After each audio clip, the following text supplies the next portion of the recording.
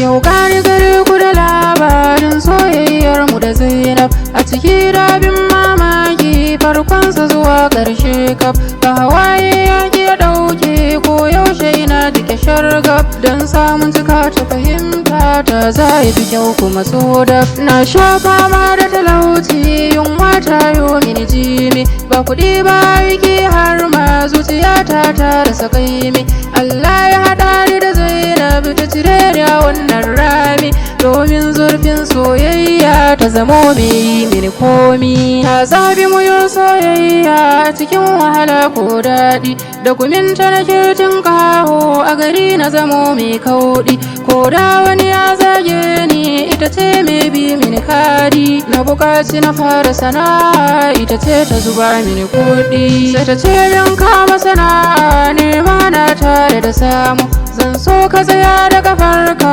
kafin maganar aurenmu hakanan ita ce ke dafa mini har na yi babban kamu ɗaukaka ta zo ta sannu daraja da kuɗi na samu kasuwanci ya bunƙasa suna na yin tashi koma me zan yi wa Zainab da wuya in zai wuta fanshe akasin haka sai na zamanto haƙurin da ya datse harshe yan mata suka ruɗe ni na guje Zainab ba tushe Zainab ba gida ta zauna da tsumayin ranar aure ta samu masoya sun zo domin ni duk ta kore har ta je ta ga gidana zaton ta kamar ta tare ta tsara wajajen komai har gun kwanan mu ta ware aka fagen sada zumunta ba zato kuma ba tsammani ta katin gaitar aure na ni ne ba kaulani nan take ta fadi a zauce tabbas ta kamu da rauni